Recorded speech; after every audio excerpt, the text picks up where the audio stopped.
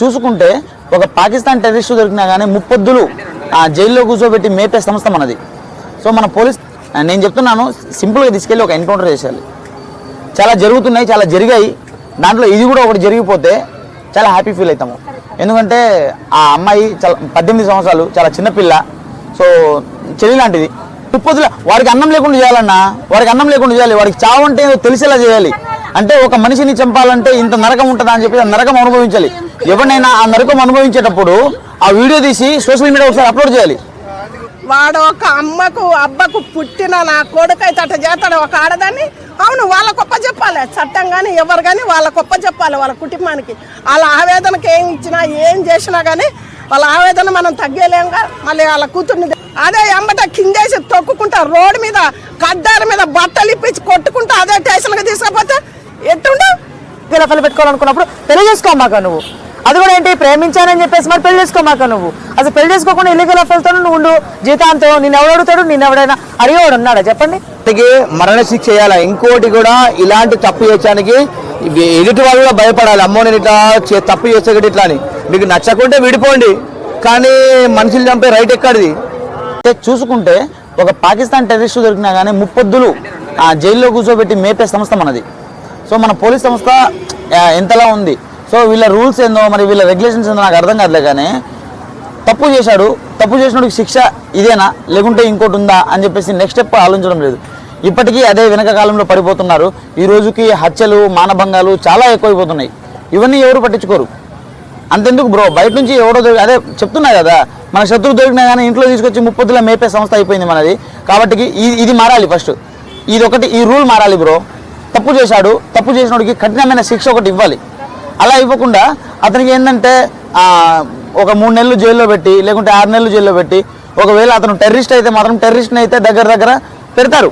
అతనికి జీవితకాలం జైల్లో పెడతారు. లేకుంటే అతని డిమాండ్స్ ఏంది, వాళ్ళ రూల్స్ ఏంది, లేకుంటే మనకు వాళ్ళతో అవసరం ఉంటుంది, వాళ్ళ అవి కొన్ని కనుక్కుంటారు, వాళ్ళ సీక్రెట్లు ఏందని చెప్పి కనుక్కుంటారు. కాకపోతే అంటే పోలీసులు నేనేం చెప్తున్నానంటే ఇదంతా గమనించి ఈరోజు వేరే వాడు కాదు, ఇవాళ తప్పు చేశాడు, వైష్ణవి విషయంలో తప్పు చేసిన అబ్బాయి రేపు ఇంకో సువర్ణవి విషయంలో తప్పు చేస్తాడు. ఎవరి విషయంలోనే తప్పు చేస్తాడు. తప్పు చేసే అబ్బాయిని ఏం చేయాలంటే ఫస్ట్ ఆఫ్ ఆల్ నేను చెప్తున్నాను సింపుల్గా తీసుకెళ్ళి ఒక ఎన్కౌంటర్ చేసేయాలి. చాలా జరుగుతున్నాయి, చాలా జరిగాయి. దాంట్లో ఇది కూడా ఒకటి జరిగిపోతే చాలా హ్యాపీ ఫీల్ అవుతాము. ఎందుకంటే ఆ అమ్మాయి చాలా 18 సంవత్సరాలు, చాలా చిన్నపిల్ల. సో చెల్లి లాంటిది. అన్నా అక్కడైతే అన్న నేను చెప్తున్నాను, అక్కడైతే సీదా డైరెక్ట్ పబ్లిక్లో తీసుకొచ్చి మెడ నరికేస్తారన్న. కంఠం కోస్తారన్న, ఆడికి తీసుకొచ్చి పబ్లిక్లో తీసుకొచ్చి కంఠం కోస్తారు. సో చాలా బాగుంటుంది అన్న. కాకపోతే మరీ పబ్లిక్లో తీసుకొచ్చి అది కాదు, వాడికి ఏంటంటే కఠిన గారావారమైన శిక్ష అయినా వేయాలి. వీళ్ళు ముప్పొద్దుల వాడికి అన్నం లేకుండా చేయాలన్నా, వాడికి అన్నం లేకుండా చేయాలి. వాడికి చావు అంటే తెలిసేలా చేయాలి. అంటే ఒక మనిషిని చంపాలంటే ఇంత నరకం ఉంటుందా అని చెప్పి ఆ నరకం అనుభవించాలి. ఎవరినైనా ఆ నరకం అనుభవించేటప్పుడు ఆ వీడియో తీసి సోషల్ మీడియా ఒకసారి అప్లోడ్ చేయాలి. అది అప్లోడ్ చేస్తే ఇది చూసేటోడు ఈ తప్పు చేస్తే ఇంత పెద్ద శిక్ష ఉంటుందా ఓ నాయనో అని చెప్పేసి వాడికి భయపడాలి. తప్పు చేయాలంటే ఉచ్చ పోసుకోవాలి ఒక్కొక్కడు. అలా ఉండాలి. సిస్టమ్ ఇలా మారాలి. సో ఈ సిస్టమ్ ఇలా మారాలంటే మన గవర్నమెంట్ ఇది ఒక రూల్ అనేది తీసుకురావాలి. సో ఇది ఒక రాష్ట్ర స్థాయిలో కాదు, దేశ స్థాయిలో రావాలి ఈ రూలు. ఈ దేశ స్థాయిలో PM గారి చేతుల మీద అవ్వాలి. ఈ రూల్ ఒకటి తీసుకొచ్చారనుకోండి, ఖచ్చితంగా ఈ మానభంగాలు కానీ లేకుంటే అత్యాచారాలు కానీ ఆ తర్వాత బయట ఎవరితోనైనా అఫైర్లు పెట్టుకోవడాలు కానీ ఇట్లాంటివి చాలా తక్కువైపోతాయి, తగ్గుతాయి అన్న. ఎందుకన్నా వారానికి ఒకటి నెలకు 4 న్యూస్లు వింటున్నామన్నా మనము. హత్య అని చెప్పేసి, అత్యాచారాలు అని చెప్పేసి, దొంగతనానికి వెళ్ళి చంపేయడం అని చెప్పేసి, లేకుంటే ఏదో సంథింగ్ నార్మల్గా ఇంట్లో పెళ్ళ మొగుడిని చంపేయడం అని చెప్పేసి, డ్రమ్ముల్లో కుక్కేయడం అని చెప్పేసి, రైస్ కుక్కర్లో వండేయడం అని చెప్పేసి, ఫ్రిడ్జ్లో పెట్టేయడం, ముసళ్ళకు మేతగా పెట్టడము, ఇలాంటివి జరుగుతున్నాయి.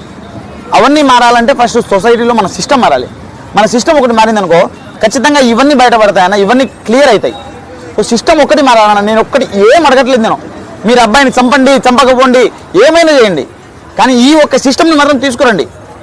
అంటే వైష్ణవి లాంటి ప్రాబ్లము వేరే చెల్లికి రాకుండా చేయండి. ఒక అబ్బాయి ఇప్పుడు అమ్మాయి విషయంలో బాధపడుతున్నాం, జాలి పడుతున్నాం కాదు, అమ్మాయి విషయంలోనే కాదు అబ్బాయి విషయంలో కూడా వాడెవడో డ్రమ్ములో చచ్చిపోయిందని చెప్పేసి లేకుంటే కుక్కర్లో చచ్చిపోయిందని చెప్పేసి చెప్తున్నారు కదా, వాళ్ళ విషయంలో కూడా నేను ఒకటే చెప్తున్నాను, ఈ ఒక్క రూల్ని తీసుకురండి. ఇప్పుడు లేడీ వైష్ణవి ఇప్పుడు చనిపోయింది కదా, మరి ఆమెతో పాటు ఆమె భర్తను కూడా చంపాలని వాళ్ళ తల్లిదండ్రులు కోరుకుంటున్నారు. ఇది సమంజసమేనా? మీ ఒపీనియన్ ఏంటిది దీని మీద? ఓపెనింగ్ ఏంటంటే వాళ్ళ కన్న బిడ్డని కడుపులో బిడ్డని చంపేసారని వాళ్ళ ఆవేదన వాళ్ళు చెప్పుకుంటారు. దాంట్లో తప్పేలా అయితే వాడు వాళ్ళ అత్తగారి ఇంటికన్నే ఉండి పైన పెట్టుకొని వాడు ఎంత డేరుంటే అలా అంజవాడుకు మరి ఆమెని చంపేటప్పుడు యాదికి రాలేదా వాళ్ళ తల్లిదండ్రి ఏడుగురు తోడ ఒక్కతే చెల్లె. వాడికి ఎంత బలం ఉంటే ఎంత అహంకారం ఉంటే ఆమెని తల్లిదండ్రి కింద ఏందని పోతే కూడా మళ్ళీ ఐసు ఆగు మాట్లాడకని మేనేజ్ చేసిండు.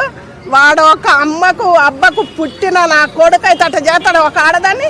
అవును వాళ్ళ గొప్ప చెప్పాలి చట్టం కానీ ఎవరు కానీ వాళ్ళ గొప్ప చెప్పాలి వాళ్ళ కుటుంబానికి. వాళ్ళ ఆవేదనకి ఏం ఇచ్చినా ఏం చేసినా కానీ వాళ్ళ ఆవేదన మనం తగ్గలేంగా. మళ్ళీ వాళ్ళ కూతుర్ని తెచ్చిస్తాడా? ఎవడు తెచ్చిస్తాడు? తెచ్చేవనివన్నీ లేకపోతే మన పానం ఎమ్మటెత్తితే ఇంకొకటి ఇట్లా ఇలా చేయకుంటుంటారు. ఇంకొకళ్ళు ఇలా చేయకుంటుంటారు. ఇట్లా ఎంతమందిని చంపుతారు? అంతకుముందు యూట్యూబ్లో ఒక అమ్మాయిని చంపేశారా? అలా ఎంతమంది ఒక్కొక్కళ్ళు ఆడకూతుర్లను ఎంతమంది చంపుకుంటూ వస్తారు. చంపటం ఆపేయాలా? ఎలా? ఇవిడు కూడా మంచిగా చంపి అల్లబోయి పోలీసు వాళ్ళు పెళ్లి కొడుకుని తీసుకుపోయినట్టే తీసుకుపోతాండ్రు. జైళ్ళకు తీసుకుపోయి మూల కూర్చోబెట్టిండు. మనకేమి ఇచ్చిండ్రు? అదే ఎమ్మట కిందేసి తొక్కుకుంటా రోడ్డు మీద కడ్డారి మీద బట్టలు ఇప్పించి కొట్టుకుంటా అదే స్టేషన్కి తీసుకుపోతే ఎట్టుండు? వాళ్ళ ఆవేదన ఎలా తగ్గుద్ది? ఒక ఆడపిల్లని కన్న తల్లి వాళ్ళు ఏడుతుంటే చూసేటోళ్ళందరికీ ఎంత బాధగా ఉంది. ఒక్క బిడ్డ నీకు ఇంట్లో పెట్టి బట్టలు తెచ్చి కడ్డాయిర కాంచి చెప్పుల కాంచి ఇంట్లో పెట్టి పైన తల్లిదండ్రులు ఇంట్లోనే పైన ఆ పిల్లని అతి ఘోరంగా అలా చంపినావంటే అమ్మాయిని అసలు నీకు ఎట్లా చెప్పబుద్ధి అయిందిరా? లవ్ చేసుకున్నావురా నువ్వు? ఒక అబ్బకు అమ్మకు ఆడు పుట్టింది ఎవరికి? ఆడదానికి కదా. వానికి అక్క చెల్లెలు లేరా? ఎందుకు అలా చేసారు?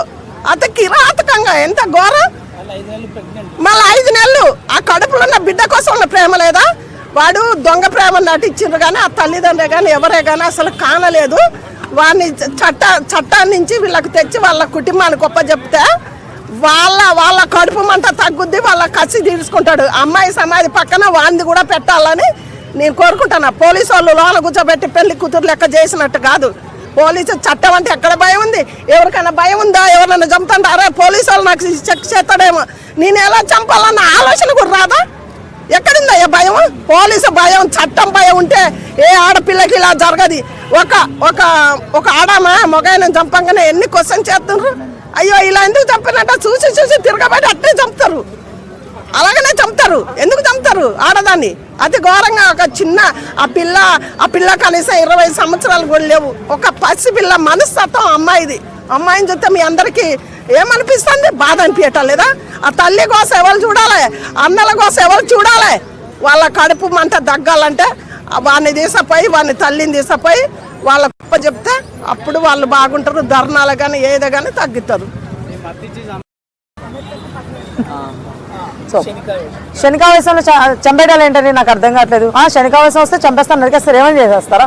అది ఎంతవరకు కరెక్ట్? ఈ మధ్య చాలా మంది ఫ్యాషన్ అయిపోయింది ఇది చంపడం. మీకు ఇష్టం లేకపోతే వదిలేండి అయ్యా, చెప్పుకోండి. పెద్దలు వాళ్ళు కూర్చోండి, మీరు మాట్లాడుకోండి, సామరస్యంగా తేల్చుకోండి. తర్వాత విడిపోండి, లేదా కలిసి ఉండండి. అంతేగాని చంపేయడాలు ఏంటి చెప్పండి? అన్ని పుణ్యం తెలియని అమ్మాయి అసలు చూడడానికి ఎంత ముచ్చటగా ఉంది చెప్పండి. చిన్న వయసు అమ్మాయిది. ఈ ఏజ్లో ఏమి చూడక ముందే ఆ దరిద్రుడు ప్రేమ అని చెప్పి పెళ్ళి అని చెప్పేసి ఒక 10 months అంతా ఇది చేసేసి లాస్ట్ వాళ్ళ అమ్మను ఒప్పించేసి ఎంత చేసుకొని చచ్చిపోతా అని చెప్పి బెదిరించేసి ఇంట్లో పెళ్లి చేసుకొని చివరిలో ఇప్పుడు ఇట్లా చంపేస్తే ఏంటండి అది చెప్పండి? అమ్మాయిలు కొంచెం జాగ్రత్తగా ఉండండి. ఎవరితైనా సరే కొంచెం అమ్మాయిలనే కదా అబ్బాయిలు కూడాను. ఈ అమ్మాయిలు కూడా ఏంది కుక్కలు అన్నం వండాలని మర్చిపోయినట్టున్నారు, మనుషులను వండేస్తున్నారు.